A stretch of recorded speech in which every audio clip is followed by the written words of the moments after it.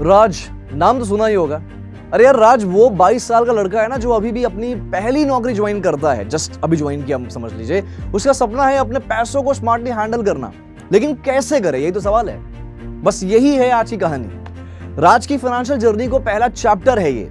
अगर आप भी 20-22 साल के हैं या आपकी जॉब लगी है, जॉब लगने वाली है, तो ये वीडियो आपके लिए एक गेम चेंजर बन सकती है।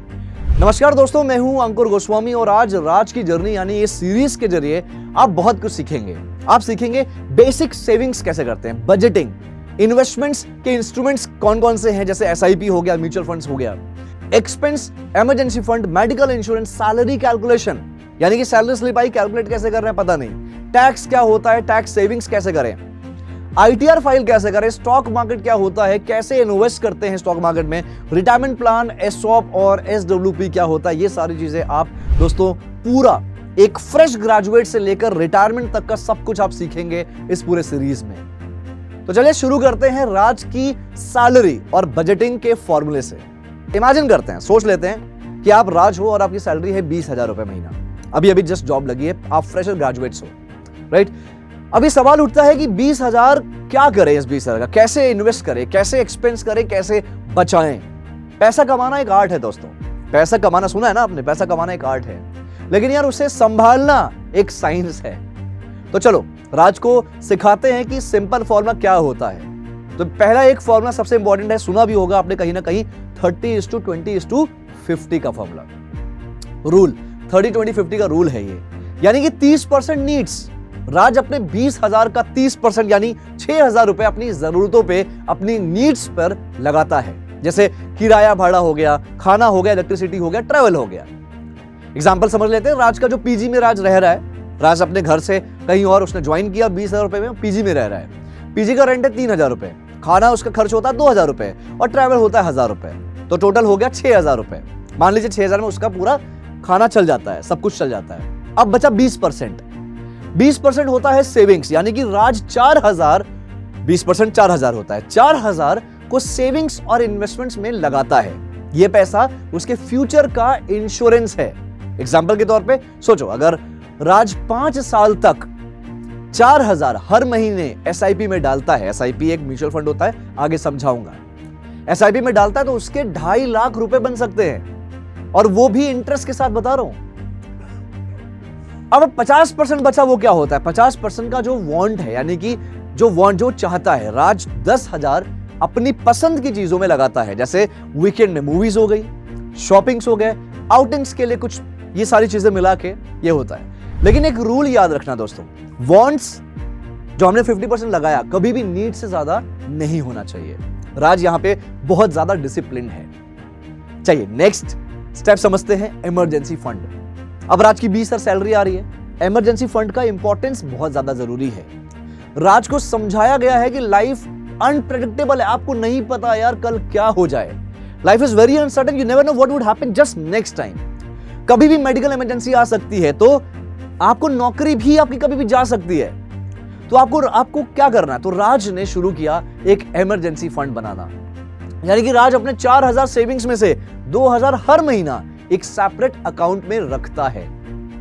6 महीने में उसके पास होता है 12,000, जो उसके 2 महीने के एक्सपेंस के लिए काफी है। यहां पे थोड़ा एक बात समझना, बहुत इंपॉर्टेंट चीज है दोस्तों, नोट करने वाली बात यह है कि इमरजेंसी फंड हमेशा एक लिक्विड अकाउंट में रखना चाहिए, राइट, ताकि आपको इमरजेंसी पड़े वो तुरंत आपके अकाउंट में आ जाए, जैसे एफडी हो गया या सेविंग अकाउंट हो गया, जो जल्दी विड्रॉ कर सके आप। अब मैंने अभी बोला था एसआईपी, यानी कि अगर राज इन्वेस्ट करेगा अलग अलग इंस्ट्रूमेंट्स में, तो एसआईपी, टर्म इंश्योरेंस और मेडिकल इंश्योरेंस समझते हैं। यहाँ पे राज ने अपने फ्यूचर के लिए इन्वेस्ट करना सीखा, ये 3 चीजें उसकी प्रायोरिटी बनी, राइट। स्टार्ट करते हैं दोस्तों एसआईपी से। अभी एसआईपी क्या होता है, एसआईपी का मतलब होता है सिस्टमैटिक इन्वेस्टमेंट प्लान, यानी कि राज 2,000 रुपए जो उसने इन्वेस्ट के लिए रखा था, 2,000 एसआईपी में इन्वेस्ट करता है जो म्यूचुअल फंड में लगता है, राइट। एग्जाम्पल के तौर पे समझते हैं, सोचिए अगर राज 5 साल तक 2,000 का एसआईपी करता है और उसे मिनिमम ऑन एन एवरेज या मिनिमम 12% का भी एनुअल रिटर्न मिलता है तो उसके 1.5 लाख के आसपास उसके पैसे बन जाते हैं। मैं आपको एसआईपी समझाता हूं क्या होता है। सिस्टमैटिक इन्वेस्टमेंट प्लान दोस्तों ये एक तरह का म्यूचुअल फंड होता है बेसिकली। अब ये म्यूचुअल फंड क्या है ये समझते हैं जल्दी से।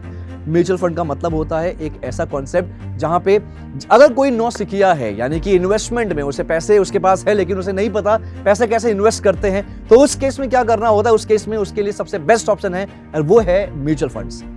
क्योंकि म्यूचुअल फंड्स में आपके पास फंड मैनेजर्स होते हैं जो एक्सपर्ट्स होते हैं इन्वेस्टमेंट्स में। वो फंड मैनेजर क्या करेंगे, वो आपके पैसों को इन्वेस्ट करेंगे अलग अलग इंस्ट्रूमेंट्स में, यानी कि एक जगह किसी भी एक व्हीकल में इन्वेस्ट नहीं करते। ये करेंगे आपके हो सकता है स्टॉक मार्केट में, हो सकता है रियल एस्टेट में या किसी और अलग अलग आपके डेब्ट इंस्ट्रूमेंट्स में ये इन्वेस्ट करेंगे तो ओवरऑल आपको प्रॉफिट ही होता है। दोस्तों म्यूचुअल फंड्स बेसिकली दो तरह में इन्वेस्ट किया जाता है। एक होता है लमसम यानी कि आपके पास 10,000 रुपए है, 10,000 रुपए आपने एक साथ इन्वेस्ट कर दिया। वहीं पे अगर दूसरा मैं बात करूं, अगर मैं 10,000 रुपए एक साथ इन्वेस्ट नहीं कर सकता, जैसे राज की अगर मैं स्टोरी बता रहा हूं तो राज एक साथ 10,000 नहीं इन्वेस्ट कर पाएगा, उसके पास छोटा छोटा अमाउंट है तो उसे हम कहते हैं एसआईपी यानी कि सिस्टमैटिक इन्वेस्टमेंट प्लान। अब यहां पे सिस्टम के जरिए सिस्टमैटिकली इसको हर महीने एक पर्टिकुलर अमाउंट जमा करना होता है। वो एक पर्टिकुलर फंड में जमा करेगा, वहां के फंड मैनेजर उस पैसे को अलग अलग इंस्ट्रूमेंट्स में डिवाइड करेंगे। इसे हम पोर्टफोलियो इन्वेस्टमेंट भी कहते हैं, जहां पे पैसे आपके अलग अलग इंस्ट्रूमेंट्स में इन्वेस्ट होते हैं। अगर एग्जांपल के तौर पे 100 रुपए है मेरे पास, मैंने 100 रुपए इन्वेस्ट किया तो 100 रुपए एक जगह इन्वेस्ट नहीं होगा, 100 रुपए कम से कम 4-5 जगह 10-10, 20-20 करके 3 से 4 जगह या 5 जगह इन्वेस्ट होगा। ये होता है आपका पोर्टफोलियो इन्वेस्टमेंट। यही इसी का फायदा होता है, यही चीज की जाती है आपके म्यूचुअल फंड्स में भी। तो एसआईपी कुछ ऐसा ही है, आपको हर महीना एक पर्टिकुलर अमाउंट देना होता है। आप जितने लंबे समय के लिए देंगे, एग्जांपल के तौर पे 10 साल या 20 साल, उतना ज्यादा आपको फायदा होगा। इसे हम कहते हैं पावर ऑफ कंपाउंडिंग, क्योंकि इंटरेस्ट पे इंटरेस्ट लगता है। तो ये है आपका एसआईपी। दूसरा समझते हैं दोस्तों टर्म इंश्योरेंस। तो आपको टर्म इंश्योरेंस, राज ने 1 करोड़ का टर्म इंश्योरेंस लिया, 1 करोड़ दिया नहीं, 1 करोड़ वैल्यू है, 1 करोड़ टर्म इंश्योरेंस की वैल्यू है, तो उसने 1 करोड़ का इंश्योरेंस लिया है टर्म इंश्योरेंस, और जिसकी महीने की उसको जो देना है, जो उसको प्रीमियम देना है, दैट इज 500 रुपीज, जो कि बहुत सस्ता है। टर्म इंश्योरेंस क्या होता है? टर्म इंश्योरेंस दोस्तों सबसे इंपॉर्टेंट होता है। अगर आपने अभी अभी अपना ग्रेजुएशन कंप्लीट किया, जॉब स्टार्ट किया राज की कहानी की तरह, तो आप भी टर्म इंश्योरेंस करना जरूरी है आपके लिए। टर्म इंश्योरेंस में आपको एक आपका लाइफ कवर होता है, इसमें सिर्फ लाइफ कवर होता है, जो आपको नॉमिनी जिसको आप बनाते हो, नॉमिनी का मतलब होता है आप किसी को ऐड करोगे एज अ नॉमिनी जब आपके, या सॉरी टू से मैं आपका नहीं बोलना चाहता, जो भी XYZ इंसान है अगर वो उसके ना रहने पे उस नॉमिनी को वो वैल्यू मिलती है। अगर 1 करोड़ की वैल्यू है तो उस XYZ इंसान के ना होने पे उस पर्टिकुलर इंसान को या आपकी नॉमिनी को 1 करोड़ का फायदा होता है, 1 करोड़ रुपए मिलता है कॉम्पनसेशन के रूप में, या फिर बोल सकते हो कंपनी के सम एश्योर्ड के रूप में। तो ये टर्म इंश्योरेंस होता है। तो टर्म इंश्योरेंस बेहद सस्ता और बहुत ज्यादा फायदेमंद होता है। दोस्तों इसके अलावा अगर क्या करना चाहिए, इसके अलावा करना चाहिए मेडिकल इंश्योरेंस, जैसे मैंने बताया। तो मेडिकल इंश्योरेंस बहुत बार आपकी कंपनीज आपका मेडिकल एम्प्लॉयज का मेडिकल इंश्योरेंस करके देती है, जहां पे आपका मेडिकल का कम से कम 4 लाख, 5 लाख, 2 लाख, 3 लाख कवर होता है।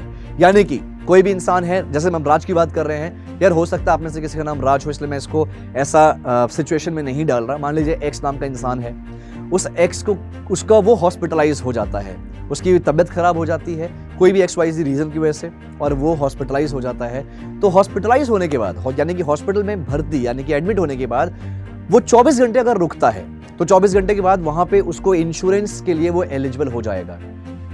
मेडिकल इंश्योरेंस यहाँ पे 2 तरह का होता है। बेसिक सिंपल से बात है, अगर आप हॉस्पिटल में एडमिट होते हैं तो इंश्योरेंस कंपनी आपका, अगर मेडिकल इंश्योरेंस है तो वो आपको पूरा कवरेज देती है।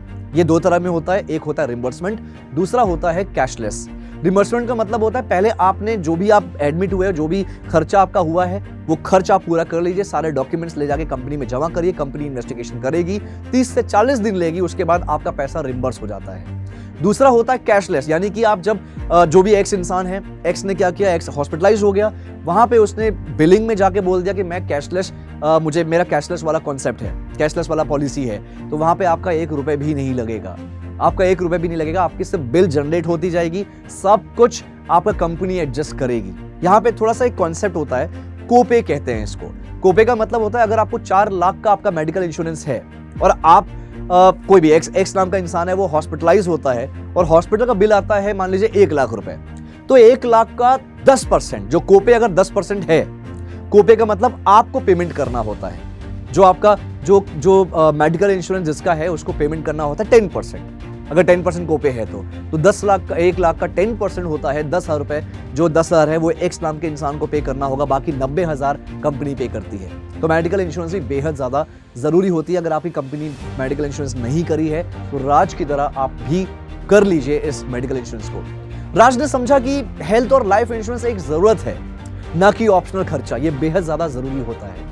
दोस्तों, सेविंग अकाउंट्स और डिजिटल टूल्स ये भी बेहद इंपॉर्टेंट है। राज अपने डे टू डे ट्रांजैक्शंस के लिए एक सेविंग अकाउंट का यूज करता है जिसमें उसका मंथली सैलरी क्रेडिट होता है। वहीं पे कई सारे ऐप हैं जिसमें वो अपने इन्वेस्टमेंट्स को चेक करता रहता है कि उसका इन्वेस्टमेंट का ट्रैक करता है बड़े आसानी से, तो वो ऐप का यूज कर सकते हैं आप। इसके अलावा जो भी आपने खर्च किया है, जो भी आपके एक्सपेंस है, आपको बहुत सारे ऐसे एप्लीकेशंस मिल जाएंगे जो आप वहां पे पूरा अपडेट कर सकते हो कि आपका एक्सपेंस रेशियो क्या है। इसके जरिए बड़े आसानी से आप चीजें ट्रैक कर सकते हो। तो दोस्तों, यहाँ पे गोल्डन रूल मैं बताना चाहूंगा बिगिनर्स के लिए। राज को एक गोल्डन रूल समझाया गया है। अब ये रूल क्या है? पहले सेव करो, बाकी जो बचे उसे स्पेंड करो। ये एक छोटी सी हैबिट है जो राज को आगे काफी ज्यादा फाइनेंशियल इंडिपेंडेंट बनाएगी। तो दोस्तों, ये था राज का बजटिंग और बेसिक फाइनेंशियल प्लानिंग का पहला स्टेप। बजटिंग करना, सेविंग शुरू करना और इंश्योरेंस लेना एक स्ट्रॉन्ग फाउंडेशन बनाता है। दोस्तों, अगले वीडियो में, इस सीरीज के नेक्स्ट पार्ट में, नेक्स्ट एपिसोड में हम बात करेंगे राज के करियर ग्रोथ और टैक्स प्लानिंग के बारे में। तब तक याद रखिए, पैसा कमाने से ज्यादा जरूरी होता है उसे स्मार्टली मैनेज करना।